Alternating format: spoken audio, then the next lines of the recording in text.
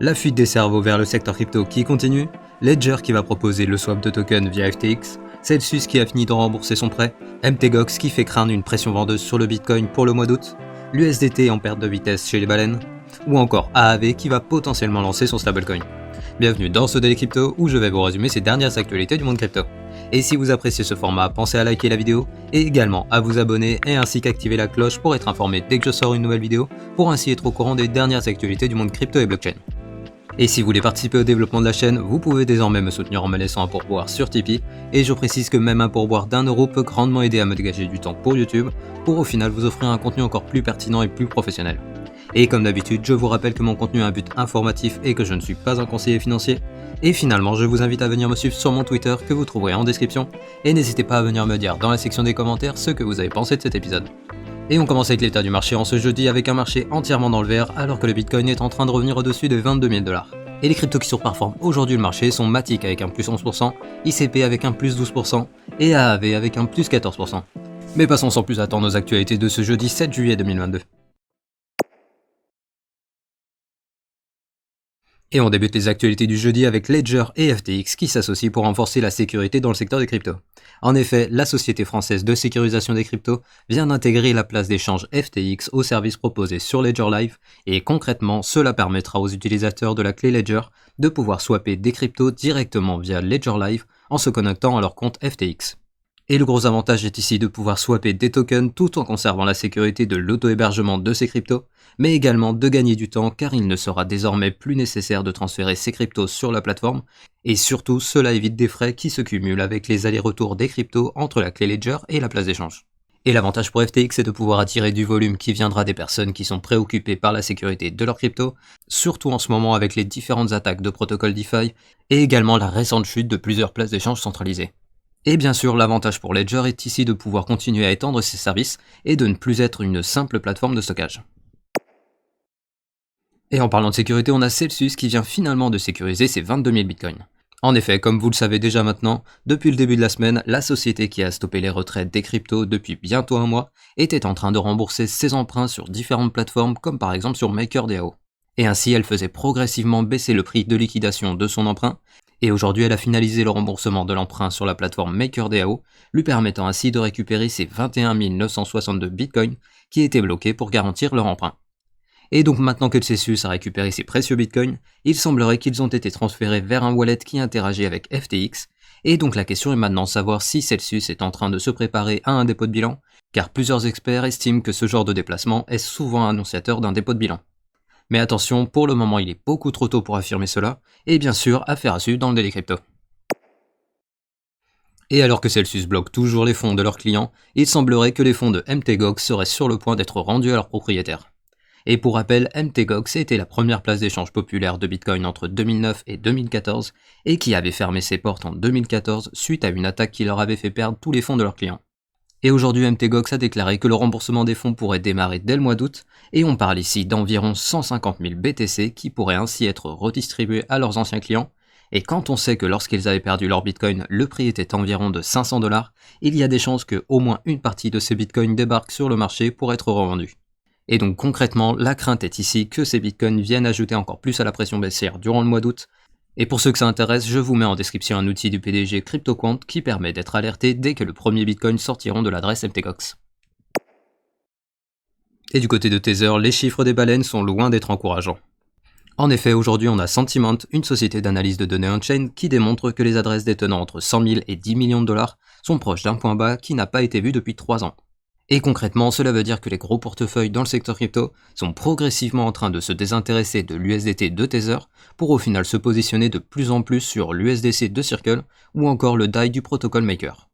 Et le risque avec ce désintérêt croissant pour l'USDT est que par effet domino, d'autres acteurs se dirigeront plutôt sur d'autres stablecoins, ce qui au final pourrait entraîner une vente trop importante des jetons USDT et que au final le mécanisme de Tether ne pourrait pas supporter cette vente et par conséquent l'USDT pourrait potentiellement perdre sa parité avec le dollar.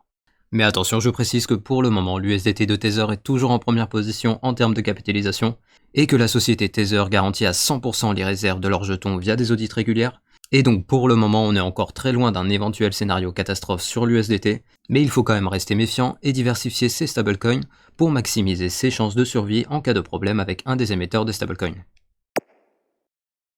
Et en parlant de stablecoin, on a AAV qui révèle son ambition d'émettre leur propre stablecoin. En effet, le protocole de finance décentralisée vient de proposer un vote communautaire pour la création d'un jeton stable qui serait adossé au dollar et qui aurait la particularité d'être décentralisé tout en étant garanti par une réserve d'actifs et dont la gouvernance serait entièrement attribuée à la DAO. Et donc désormais, la DAO va se prononcer sur ce projet de stablecoin qui aurait le potentiel d'apporter un nouveau service et qui pourrait faire grandir la communauté du protocole qui est actuellement en 6ème position en termes de valeur bloquée.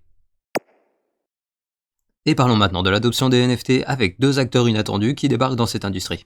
Tout d'abord, on a la société derrière le dessin animé Choupi qui va lancer une collection de NFT qui représentera les personnages du dessin animé, et la collection sera composée de 1992 NFT de base qui seront vendus pour 250€ et 30 NFT premium qui seront vendus pour 1000€ pièce. Et vous vous en doutez, le projet n'a pas été très bien accueilli sur Twitter avec une majorité des personnes qui continuent d'associer les NFT à des arnaques. Et en deuxième, on a également Monoprix qui va proposer des NFT à la vente entre le 8 et le 21 juillet dans leur magasin situé à Paris-Beaugrenelle, Montparnasse et les Champs-Élysées. Et concrètement, les magasins vont accueillir les distributeurs automatiques de la startup française Honest, et le distributeur va proposer à la vente la série de NFT française Rootkits. Et je précise que les clients qui achèteront ces NFT recevront un bon d'achat de 20€, ainsi qu'un t-shirt et un sac en toile à l'effigie de Rootkits, et il fallait au moins ça, étant donné que les NFT seront en vente pour 250€ dans le distributeur, alors que l'on peut trouver ces mêmes NFT pour 0,09 ETH, soit l'équivalent de 100€ au cours actuel sur OpenSea. Bref, alors qu'une majorité de la population reste soit réfractaire aux NFT, ou est le plus souvent tout simplement ignorant du concept, on voit que les acteurs les proposant sont de plus en plus nombreux, et ce n'est désormais plus qu'une question de temps avant que l'adoption de masse arrive progressivement. Et d'ailleurs, en parlant de NFT, on a la plateforme Reddit qui va se lancer dans les NFT. A savoir qu'ici, la plateforme n'utilise pas le terme NFT, mais plutôt des avatars à collectionner, et je précise que la vente se fera en dollars, et pour ce qui est du stockage, il se fera sur le wallet nommé Vault de Reddit. Bref, ici on parle bien de pièces numériques uniques, mais on oublie le lien avec les cryptos et également la possibilité de posséder ces NFT en disposant de sa clé privée qui permettrait de les revendre sur une place de marché secondaire. Et le but est ici de simplifier la démarche d'achat de ces NFT et également de rassurer les utilisateurs sur la volatilité du prix que n'auront pas à subir les avatars étant donné qu'ils seront en dollars, et cela permet également à Reddit d'éviter les critiques que subissent bien souvent les acteurs qui proposent des collections de NFT. Et pour ce qui est du projet en soi, la collection sera composée de 90 avatars utilisables comme photos de profil et qui ont été en grande partie réalisés par des artistes de la communauté et qui seront vendus entre 9,99$ et 99,99$. A savoir que la collection sera basée sur la solution de deuxième couche Polygon et les avatars seront utilisables sur Reddit ainsi qu'en dehors de la plateforme, mais les droits de licence de la collection seront plutôt limités étant donné qu'elles ne permettent pas la création de produits dérivés comme avec les Bored Ape par exemple. Et les équipes de Reddit ont précisé qu'il ne s'agissait que d'une première étape car ils considèrent la blockchain comme prometteuse pour la plateforme et que cette technologie pourrait permettre d'apporter plus d'autonomie et d'indépendance à la communauté Reddit. Et parlons maintenant de la fuite des cerveaux vers le secteur crypto qui semble repartir. En effet, il y a quelques mois, je vous parlais très souvent des personnalités du secteur bancaire ou technologique qui quittaient leur secteur pour entrer dans l'univers des cryptos, avec le départ le plus emblématique de Jack Dorsey qui avait quitté la direction de Twitter pour se concentrer sur Block, sa société qui travaille entre autres sur le développement de l'écosystème Bitcoin. Et aujourd'hui, la fuite des cerveaux reprend de plus belle avec tout d'abord 3 cadres de chez JP Morgan qui ont quitté cette semaine leur poste pour rejoindre 3 sociétés en lien avec la blockchain et les cryptos, avec en premier le fonds d'investissement Pantera Capital qui est spécialisé dans les crypto-monnaies, en deuxième la fondation Algorand et en troisième la maison mère de Grayscale. Et ensuite on a l'ancien responsable gaming de TikTok qui lui a décidé de quitter son poste après 2 ans pour créer sa propre société de jeux blockchain. En effet, il ambitionne avec sa startup qui se nomme MetaZero de proposer une solution pour l'interopérabilité entre les blockchains pour les jeux blockchain. Mais je précise que pour le moment, l'ancien responsable gaming de TikTok n'a dévoilé aucune information sur cette solution. Et finalement, on a un ancien responsable de PayPal qui vient de rejoindre Binance US.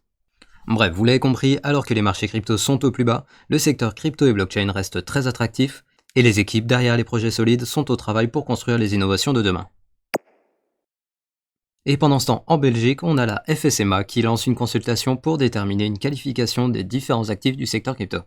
En effet, l'autorité des services et des marchés belges a déclaré que, en attendant l'éclaircissement au niveau européen avec la loi MiCA en 2024, il souhaitait la mise en place d'une législation encadrant le secteur crypto, et pour cela il lance une consultation qui aura pour but de déterminer si les cryptoactifs sont soit des valeurs mobilières, soit un instrument d'investissement, soit un instrument financier. À savoir que les parties prenantes auront jusqu'au 31 juillet pour participer à la consultation, et donc après cette date, la FSMA va commencer à travailler sur un cadre réglementaire, et donc chers amis belges, il semblerait qu'il faut s'attendre à ce qu'une loi encadrant les cryptos arrive plus vite que MiCA au niveau européen. Et on finit les activités du vendredi avec le flash du jour. Tout d'abord, comme vous pouvez le voir à l'écran, on a eu la première phase de test qui s'est déroulée pour le métaverse de Yuga Labs, avec pas moins de 2500 participants en simultané. Ensuite, on a Bitstamp qui, après avoir annoncé hier la mise en place de frais de 10 € par mois pour les comptes inactifs, a finalement annulé cette proposition face au mécontentement de ses clients. Ensuite, on a Elon Musk qui a annoncé que le Dogecoin sera accepté pour les paiements des transports dans les tunnels de la Boring Company à Las Vegas, et visiblement les tweets d'Elon Musk n'ont plus vraiment d'impact sur le cours du Dogecoin, étant donné que le token a fait un petit plus 3% avant d'immédiatement revenir au niveau d'avant l'annonce. Ensuite, on a le responsable de l'association des banques russes qui a proposé la création d'une plateforme de trading à la bourse de Moscou. Et finalement, d'après les chiffres dévoilés par Bank of America, le nombre de clients qui interagissent avec les cryptos via leurs services a diminué de 50%, en passant de 1 million au plus haut à environ 500 000 au mois de mai. Et ainsi se termine le Daily Crypto du jeudi. Et je m'excuse pour le retard de cet épisode, et je vous rappelle que je publie ces vidéos du lundi au samedi et les récaps crypto tous les dimanches. Et je vous invite à venir me suivre sur mon Twitter que vous trouvez en description. Et si vous voulez soutenir mon travail et m'aider à développer la chaîne, je vous rappelle que vous pouvez désormais me soutenir à partir de 1 € par mois sur mon Tipeee, que vous trouverez également en description. Et comme d'habitude, pensez au like pour le référencement de la vidéo, et à l'abonnement ainsi que l'activation de la cloche pour être notifié dès que je sors une nouvelle vidéo. Et je vous dis à demain pour un nouveau Daily Crypto.